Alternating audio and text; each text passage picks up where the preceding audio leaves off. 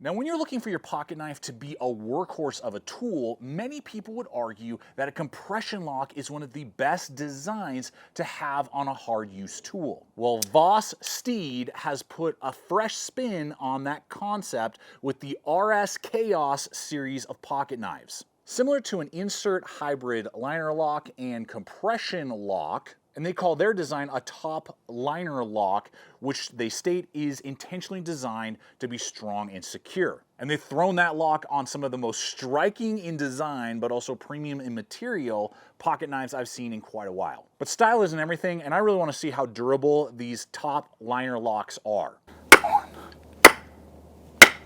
Oh man, I know some of you are going to be stunned by the results. So stick around as we unpack these wild designs. It's going to be a blast. So thanks for joining me. And if you're new to the channel, I'm Aaron. This is Gideonstactical. Let's go ahead and dive on in.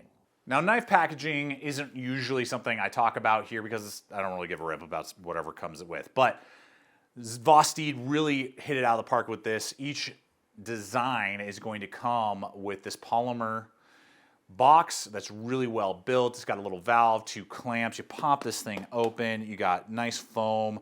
You're going to get a little Vosteed Velcro patch. You're going to get some stickers and a cloth.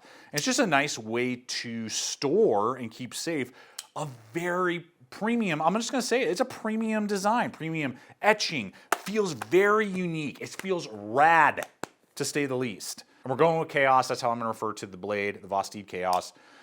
That's the RSKAOS is how Blade HQ is stating it, so that's how I'm going to refer to it. So with that, let's dive into the blades first, because you're going to get 2 blade options. You get the sheep's foot or the Wharncliffe. You're going to get either like stonewash and basic titanium color, or you're going to get black on black. You can get them reversed. However, if you want Wharncliffe blacked out, you can do that. If you want sheep's foot, stonewash and titanium, you can do that. So they're both going to be titanium handles. But that's what you can do. So it's not that difficult, and it gives you a variety of both blade shape and color combos. Between the two, I like the sheep's foot design a little bit more, and I like the blacked out color a little bit more. Now, on the blades themselves, being M390, which is an excellent steel, 0 complaints there. Vosteed did a good job with the heat treat, seems to be holding a very good edge. It will hold an edge for quite a while, good wear resistance, not fun to resharpen, and that flows right into that compound grinding. We're seeing this more and more on some recent designs, and I don't really understand it. I'm going to be totally frank with you. I have been used to thicker grinds up front to give tip strength for piercing, and then thinning out the grind often hollow to really make some slicing capability. This is the reverse. We have a really nice thin edge on a flat grind that transitions down in this last little portion right here into a thicker, shorter, flat grind. I don't understand why. Outside of aesthetics, and you don't notice it that much on this small blade, but it definitely does not help the acceleration of any cutting. It doesn't really detract that much, but it sure as heck isn't helping. And you just got to be aware of that when you come to resharpening, all the different things. And so with this knife, the blade thickness is going to be 0.15. So it is beefy and robust on both of these. The Wharncliffe is going to be basically straight edged with a slight sweep on that sheep's foot again, which is going to accelerate the cut. Now, the main grind is only 2.5 inches. The full cutting edge is only 2.8, and it's going to be about 3.3 overall. A lot of that is eaten up with that finger choil. Some of you won't mind that at all. We'll talk about that in ergonomics. Some of you will hate that. But overall, the tips really dig in. The slicing was fantastic for how thick a blade it is. And I was really shocked and surprised. So for general utility, EDC work, this will absolutely perform. And the thing to note, though, is the style can also be a little bit of a detractor. You can see here, particularly on the blacked out version, we even have a little bit of sticky residue from like a lime and like doing avocado cutting, which I did. You get gunk all up in these ribs. And so there's a lot more cleaning and maintenance depending on what you're cutting than with just like a basic, cleaned out blade. You just wipe it off, you're done. Whereas with all this cool styling, yes, it looks amazing, and you can obviously tell there's a lot of effort and energy put into the design, but that means it's a little bit more cleaning time, if you will, and that could potentially happen on if you dropped it in gunk and muck, on the titanium handles as well. Now, in just a moment, we are going to get to the shocking letdown in the design and whether or not it is basically a non-starter for you or not. But before we do that, I do want to take just a brief moment to give a quick shout out to today's sponsor, which is HUCKBERRY and their exclusive proof apparel, which is a smart technical series of apparel that I've been putting through their paces for over a year now, including the Rover series of pants, both the original as well as the double kneed, and the double kneed is excellent as a set of work pants. I've used them a lot when I'm building, constructing things around the property, but also when I'm doing a full day of bushcrafting in the outdoors. And there's also their Merino Wool 72-hour series, which is great as both a base layer, which I've used a lot when I go trekking and I know I'm going to be out there for extended periods of time in colder conditions, but also designs like their business casual polo are great for a gauntlet of meetings that you have planned that day. And I like a lot of their outer layers as well, having used them on camping trips with the family, but also extended overnights in the high country. And I'm super excited to give you a heads up on a once-in-a-lifetime adventure opportunity. HUCKBERRY is offering you the chance to win 2 first-class tickets to anywhere in the world. And it's super easy to get entered in a win. Between now and March 31st, 2024, when you purchase any proof gear item, you get 2 entries into this mind-blowing giveaway. So I'll have a link in the description box below over to the HUCKBERRY website where you can see all the details on this giveaway, and I'll include my exclusive 10% off promo code you can apply towards your very first purchase so you can ensure that you have all the gear you need and nothing you don't. So hop on over and check out all that HUCKBERRY has to offer. These are beefy. These are going to be beefy blades at like 0.55 on the thickness. You're looking at 4.9 inches overall length. So I mean, the real estate is awesome. I mean, you're locked into place. They've done a really good job rounding and machining all of the angles. Now, what I did really like, for a knife that has a choil, it's very functional. You know, a lot of overseas made knives that have a choil, the choil is too small. Well, that's not the case with this. I can easily get with my large size hands, boom, full engagement. That beautiful like cut-ins also just give you a little bit to grab onto. Obviously, like in pinch pull grips, they're gonna feel great. Ergonomics on the choil are great, but then you back up and I don't feel like I have to. Some knives, you know, the handle is so short that you feel forced and jammed up and like basically I have to use the choil. It is in no way necessary and you still feel like you have full control over the knife. It does just mean that you're losing a lot of real estate. I'll just hit price point with you real quick. And Vosteed did hook me up with both of these models. I do appreciate that they would send these over to me, test out review, give you guys pros, which there are a lot. And what we're about to highlight, one data point that you definitely need to be aware of that could potentially be a con depending on how you trust and use your knives. These are $250. Now they come and go. When I'm making this video, they are on all versions are available at Blade HQ for $250 for all of the materials, all of the etching, all of the craziness going on, and the form and function.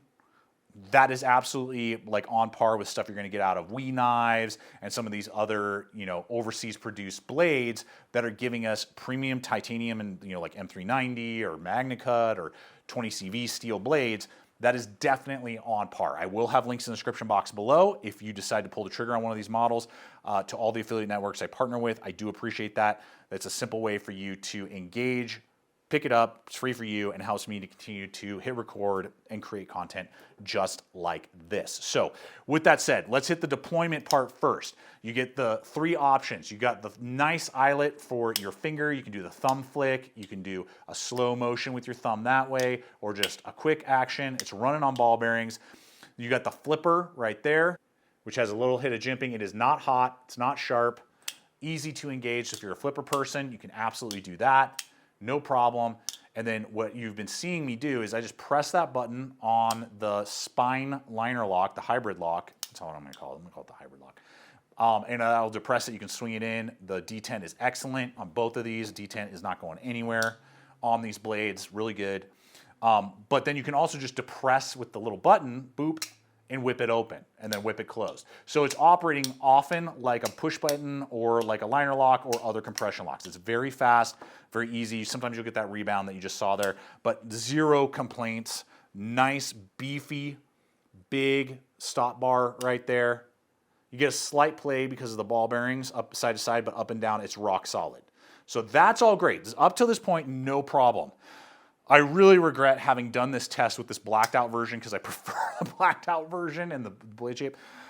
I wanted to see, because I'm going to read from the Vosteed website. Here we are on their website talking about the top liner lock. And they said here that this utilizes our own top liner lock, patent pending, which is similar to a hybrid liner lock and compression lock. So it's a hybrid kind of that concept.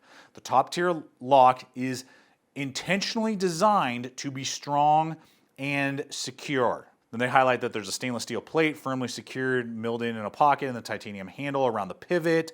There is a TC4 titanium backspacer, the the stop bar that we talked about, and then it says the knife is in open position. The lock bar will keep the blade in place and prevent the blade from any further rotational motion. Okay, so I mean, and that's what lots of people say is, you know, like compression locks are very durable and like very high quality. And so this is kind of a play on that, just kind of giving you a button basically to push on. So I was like, okay, well, let's see. I just want to do a couple spine thwacks with this blacked out version. Oh man, okay, that's disappointing. Oh no, look at the play, look at the play. It is all over the place. Look at this, guys. What has occurred after just a couple hits? Not many, just thwack, thwack a few times. Hopefully we're gonna see this here. You can see that the bar has over-traveled much more than how it originally was. And the button is protruding much further out of the handle than on the one that I did not do that. And that's how both of them were. They were both like this prior to those spine thwacks. So what happened, now it did not fail, so it would protect your hand. It's great. But it has, from all data that I can figure out, received unrepairable damage from doing just a couple thwack, thwack on the spine. You know, we've tested out like the super lock, didn't have that type of issue. We've tested out, you know, obviously triad locking mechanisms, lots of stuff. And it just over traveled with that shock, bent it slightly, and now and I don't see how I could just like disassemble this and try and like bend it back. I've tried to wedge stuff in there and try and like, you know, pry it back to its standing formation, and it just won't do it. Now it's still functioning, but you just have all of this play now. All over the place, up and down, up and down, up and down, up and down. And and the button is just really protruding so much further out of the body that you know something is wrong. So here's the deal. Again, my mileage may vary. I'm just giving you data. You determine for yourself. My experience is all I'm sharing here, my opinion. But I would say that this style of top liner lock, as they describe it, is no stronger, or you're not going to get any more durability than you would with just any basic liner lock. Now that's not bad. If this just came with a basic liner lock, I'd be like, cool, whatever, it's great, no problem, it's fine. Is people going to be sitting there slamming the spine on that? They shouldn't be. But the way that Vosteed seems to be presenting it on the website is like, yeah, we're super focused on strength with this. That's the vibe that seems to be being portrayed through the communication. And I am not personally seeing that, and I wouldn't put it at any level compared to like a super lock, a Demco, a shark lock, a triad. Those are all going to outperform in durability shock tests compared to my version right here, and will perform like any basic liner lock. So that's not bad. That I still love the form and function. For the average user, it's going to be totally fine. But I want to know from you guys, particularly if you own one of these, if you had any issues. You shouldn't be slamming the spines anyway on your pocket knives, but how has the lock been performing for you? And leave a comment, let me know what your thoughts are. Is that like a game changer? Like, never mind, I'm not interested? Or you're like, who cares? Like, I'm not doing that anyway. I don't do that with my liner locks. I don't do that with spine locks. You know, like, I don't do that, so it's fine. Really look forward to hearing your guys' thoughts. I have enjoyed unpacking this blade. These are super premium. I love everything else about them. And if you just use them as a basic pocket knife, they're totally fine. Look forward to all the comments and meeting you guys in the comment section, discussing. Always appreciate your guys' feedback, your data, your info. Thanks for spending time with me today. I hope it's been fun and entertaining. I love doing this type of content for you guys and making content so you can be aware of all the pros and cons of a design. So, look forward to it. Check out the other videos. Subscribe if you haven't yet. Yukon Cornelius and I will see you next time around. And always remember to stay equipped, stay prepared, and we'll see you out there.